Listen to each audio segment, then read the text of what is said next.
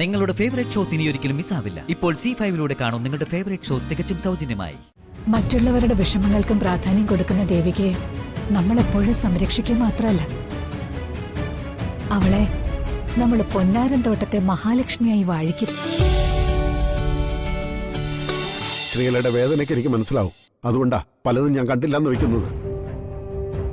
എന്ന് കരുതി എല്ലാത്തിനും ഒരു പരിധിയുണ്ട്. നീ ഇപ്പൊ അതൊക്കെ മറികടക്കുകയാണ്. ആരോട് ചോദിച്ചിട്ടാ നീ സിദ്ധുവിന് ഡിവോഴ്സ് നോട്ടീസ് അയച്ചത്? അങ്ങനെ ഒരു ഡിവോഴ്സ് നോട്ടീസ് അയക്കാനുള്ള അധികാരം നിനക്ക് ആരാ തന്നത്? ദേവിക എന്റെ മോള. അവളുടെ ജീവിതത്തിൽ ഒരു തീരുമാനം എടുക്കാനുള്ള അധികാരവും അവകാശവും അമ്മ എന്നുള്ള നിലയ്ക്ക് എനിക്കില്ലേ? ഉണ്ട്, ആ അവകാശം എനിക്കുണ്ട്. ദേവിക കൊച്ചുകുട്ടിയൊന്നുമല്ല. അവളിപ്പോ വിവാഹിതയാ, മറ്റൊരു ജീവിതം നയിക്കുന്നുള്ള. അതുകൊണ്ട് തന്നെ അവളുടെ ജീവിതത്തെക്കുറിച്ച് എന്ത് തീരുമാനമെടുക്കാനുള്ള അവകാശം ഇപ്പൊ അവക്ക് മാത്രമേ ഉള്ളൂ. അത് നീ മനസ്സിലാക്കണം. ഈ ഡിവോഴ്സ് നോട്ടീസ് അയക്കുന്നതിന് മുമ്പ് അവളോട് നീ എന്തുകൊണ്ട് അഭിപ്രായം ചോദിച്ചില്ല? എന്തിന് ഞാൻ അവളോട് ചോദിക്കണം? അതിനുള്ള ഉത്തരമാണ് ഇന്ന് അവൾ നിനക്ക് നൽകിയത്.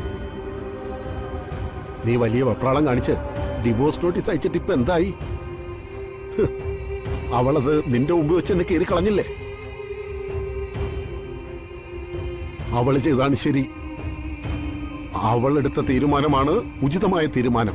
അവള് കാണിക്കുന്നതെല്ലാം വിഡ്ഢിത്തരമാണ്. അവള് പറയുന്നതിലും പ്രവർത്തിക്കുന്നതിലും ഒന്നും ഒരർത്ഥവും ഇല്ല. എന്നെ അനുസരിക്കുന്നതായിരുന്നു അവൾക്ക് നല്ലത്.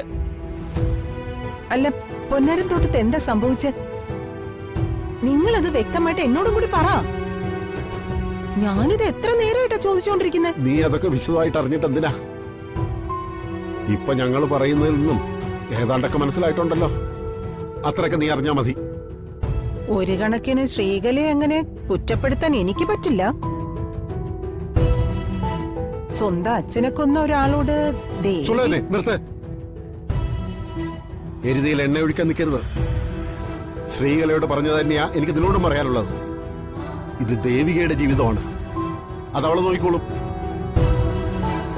അതില് ആരും അനാവശ്യമായിട്ട് കയറി ഇടപെടാൻ നിൽക്കണ്ട. ദേവിക ഇപ്പൊ അവളുടെ തീരുമാനം അനുസരിച്ച് എന്നെ മുന്നോട്ട് പോട്ടെ.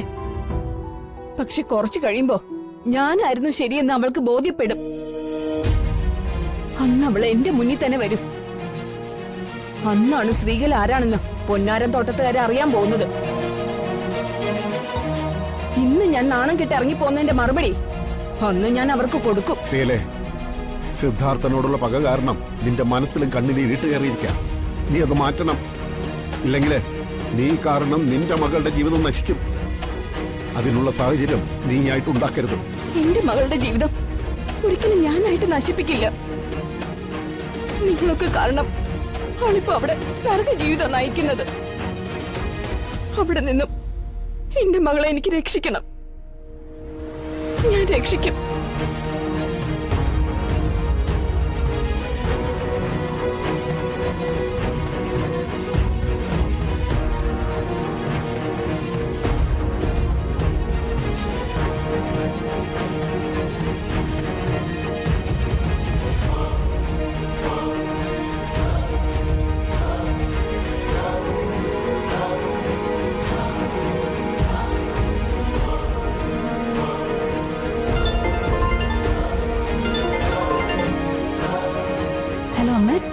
എന്താടി അവിടെ നടന്നത്?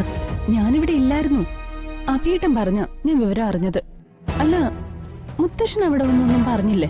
ശ്രീകല സിദ്ധുവും ദേവികയും തമ്മിലുള്ള ഡിവോഴ്സിന് നോട്ടീസ് അയച്ചെന്നോ ദേവിക അതിന് സമ്മതിച്ചില്ലെന്നൊക്കെ പറഞ്ഞു. ശരിയാ, ശ്രീകല ആന്റി അയച്ച വക്കീൽ നോട്ടീസ് ഇവിടെ വന്ന് പ്രശ്നമായപ്പോ ഞാൻ കരുതിയത് ആന്റി വന്ന് ദേവികയെ കൂട്ടിക്കൊണ്ടു പോവുന്ന. പക്ഷെ പ്രതീക്ഷകൾ ആകെ തകിടം മറിഞ്ഞുപോയി. ശ്രീകലാന്റി ദേവികയെ പിടിച്ചിറക്കി കൊണ്ടുവന്നിടത്ത് സിദ്ധുവേട്ടൻ ചെന്ന് എന്റെ മാലാഖയെ കൊണ്ടുപോലെന്നൊക്കെ പറഞ്ഞ് ആകെ സീനാക്കി അത്ര. അതിനനുസരിച്ച് ആ മാലാഖയും തുള്ളി. സിദ്ധുവേട്ടന്റെ അസുഖം മാറി സത്യം മനസ്സിലാക്കിയിട്ട് മാത്രമേ ഡിവോഴ്സിന് തയ്യാറാവൂന്ന് ആ മാലാഖ. ഇവിടെ ഉള്ളവർക്കും അവര് തമ്മിലുള്ള ഡിവോഴ്സിന് വലിയ താല്പര്യമൊന്നുമില്ല. അതോടെ സംഗതി മൊത്തം പൊളിഞ്ഞു. ആ മാലാഖ ഡിവോഴ്സ് നോട്ടീസ് കീറിക്കളയുകയും ചെയ്തു. ഒരു നല്ല അവസരമായിരുന്നു ശ്രീകല ഒരുക്കിയത്. അത് പാഴായി പോയല്ലോ. വലിയ നിരാശയായി പോയമ്മേ. നമ്മൾ ഉദ്ദേശിക്കുന്ന പോലെ ഒന്നും നടക്കുന്നില്ലല്ലോ. അത് തന്നെയാ ഞാനും ആലോചിക്കുന്നത്. നമുക്ക് നോക്കാം മോളെ. എന്തായാലും ലക്ഷ്യം കാണാതെ ഞാൻ അടങ്ങില്ല. ഇതല്ലെങ്കിൽ വേറൊരു വഴി. നീ വെയിറ്റ് ചെയ്യ്. ശരി അമ്മ.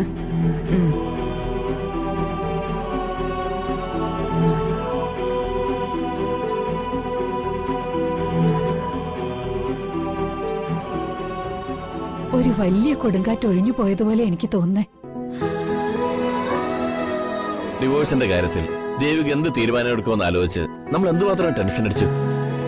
ഇപ്പൊ അതൊക്കെ മാറി മനസ്സിന് ആശ്വാസവും സന്തോഷവുമായി. എല്ലാം ദേവികയുടെ നല്ല മനസ്സ്, അവളുടെ കാരുണ്യം. ശ്രീകല എത്രമാത്രം അവളെ നിർബന്ധിച്ചു, എന്തൊക്കെ ബഹളം വെച്ചു. എന്നിട്ടും ദേവികയുടെ മനസ്സ് മാറിയില്ലല്ലോ. അതാണ് ദേവിക. അവൾ അത്രമാത്രം നമ്മുടെ കുട്ടനെ സ്നേഹിക്കുന്നുണ്ട്. അവൾക്ക് വേണമെങ്കിൽ ശ്രീകല പറഞ്ഞതനുസരിച്ച് സിദ്ധുവിനെ ഉപേക്ഷിച്ചു പോകാമായിരുന്നു. അച്ഛന്റെ കൊലപാതകി സിദ്ധുവാണെന്ന് അവൾക്കും പൂർണ്ണമായി വിശ്വസിക്കാമായിരുന്നു. അതൊന്നും അവള് ചെയ്തില്ല. അവള് സിദ്ധുവിന്റെ അവസ്ഥ തിരിച്ചറിഞ്ഞ് ചിന്തിച്ചു.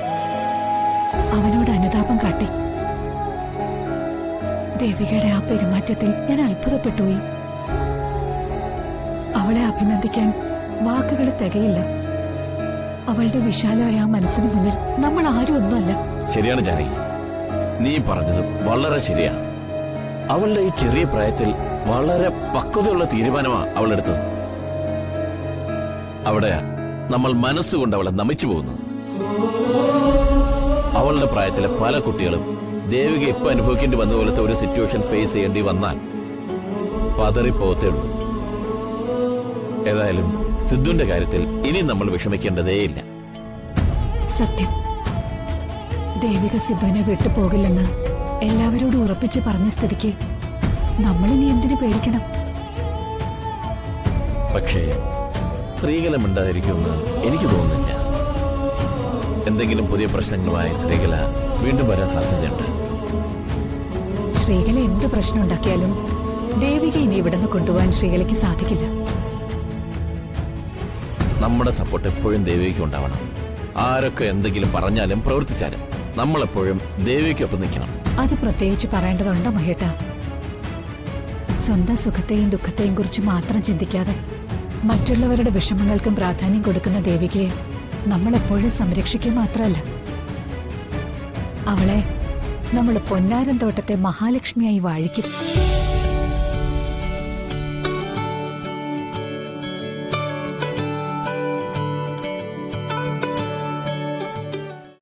ഡൗൺലോഡ് ചെയ്യൂ C5 ആപ്പ്. കാണൂ എല്ലാ എപ്പിസോഡുകളും സൗജന്യമായി.